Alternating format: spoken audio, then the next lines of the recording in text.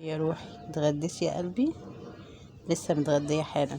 هي ما شاء الله تتغدى بقى وتيجي تقعد في مكانها المفضل. الكلام عليك يا روحي. تقولي الكلام عليا يا ربا. يا روحي، ما في قمر غيرك هنا؟ ها، انا عندي كله امارات، بس دلوقتي في القعده دي مين قمر غيرك هنا؟ يا خلاص يا ناس يا خلاص والنبي، عارفه الدلع خالص. عارفه الدلع. يقولك الحلو لما يتدلع بقى. الحلو لما يتدلع يا خلاصي. قاعده كده، بتيجي بقى هنا تستقنيس كده جنب الشباك هنا. وبتسمع بقى الاغاني اللي انتوا سامعينها دي. مفروض علينا بنسمعها، دي مفروض علينا. ما اقدرش اقفل الشباك طبعا، عشان عايزه اهوي الاوضه يعني كده. يا خلاصي. يا خلاصي يا ناس، يا خلاصي. نايمة على الدفاية بتاعت داليا. ها، بس الحمد لله داليا بقت تتقبلها شوية اليومين دول، يعني بقت يعني تحبها بتيجي تنام بيني وبين داليا في النص كده. واخدين بالكم؟ ونامت والله هنا تحت رجليا كده في الحتة دي كده. فكرتني بقى بأيام اللي فاتت، لما كانت والدة وجابت ولادها جابتهم لي هنا كده. هي يعني بتستعيد ذكرياتها عشان هتجيبهم لي هنا تاني برضه. انا مسمياه ده سرير الخير. والله بتجيبهم عليه كده، بحس يعني لما بصحى والاقيهم في حضني كده النونات، بيبقى اليوم كله بركة وخير وسعادة. مش بقولك لما تشوف مولود جديد بيقولك ربنا يرزقنا برزق جديد؟ سبحان الله، هم الرزق الجديد والبصة في وشهم كده تحس رزق يعني.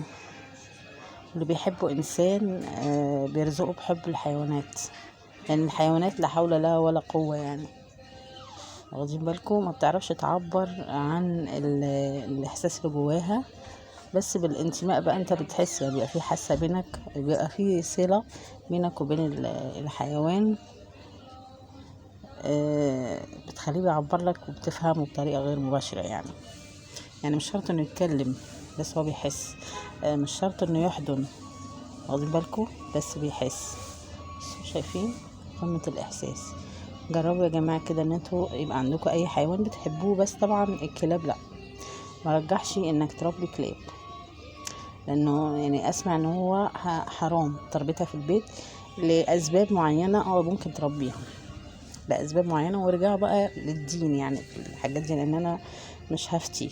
بس انا سمعت ان تربية الحيوانات الكلاب في البيت غلط.